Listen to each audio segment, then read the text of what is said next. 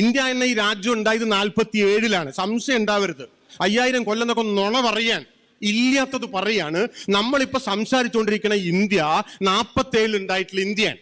ആ ഇന്ത്യ ഉണ്ടാവാൻ ആവശ്യമായിട്ടുള്ള ഒരു ആശയ ലോകം അതിന്റെ ഒരു 30-ഓ 40-ഓ അല്ലെങ്കിൽ പരമാവധി 50-ഓ കൊല്ലം പിറകിൽ നിന്ന് ഉണ്ടായി വന്നതാണ്. ആ ആശയ ലോകം എന്താണ്?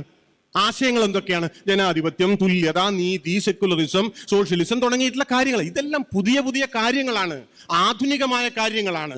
ഇന്ത്യ ഒരു ആധുനികമായ രാഷ്ട്ര സങ്കല്പമാണ്. ആ ആധുനിക രാഷ്ട്ര സങ്കല്പത്തിലെ നിങ്ങൾക്ക് പൗരാവകാശത്തെ പറ്റിയിട്ടുള്ള ചർച്ചയുള്ളൂ. കാരണം 47 ഇന്ത്യ ഉണ്ടായപ്പോഴാണ്. അതിന് മുൻപുള്ള രാജ്യം, നിങ്ങൾക്ക് അതിനെ ഭാരതം എന്നും വിളിക്കുക, ഇന്ത്യ എന്നും വിളിക്കുക, ഇത് രണ്ടും ഉണ്ടായിട്ടില്ല എന്നാ ഞാൻ പറയാട്ടോ. നമ്മളിപ്പോ വിളിക്കുകയാണ് 500 കൊല്ലം മുമ്പത്തെ ഇന്ത്യ അല്ലെങ്കിൽ 500 കൊല്ലം മുമ്പത്തെ ഭാരതം എന്ന് നമ്മളിപ്പോ വിളിക്കുകയാണ്. അക്ബറുടെ ഇന്ത്യ അല്ലെങ്കിൽ ശിവജിയുടെ ഇന്ത്യ, അശോകന്റെ ഇന്ത്യ എന്നൊക്കെ നമ്മൾ ഇപ്പൊ വിളിക്കുകയാണ് കേട്ടോ. അന്ന് ഇതൊന്നും ഉണ്ടായിട്ടില്ല. അവരതിനെ അങ്ങനെയൊന്നും വിളിച്ചിട്ടില്ല. പോട്ടെ, അത് വേറൊരു വിഷയമാണ്. ഞാനിപ്പോ സമയമില്ലാത്തതുകൊണ്ട് അതിലേക്ക് പോവല്ല.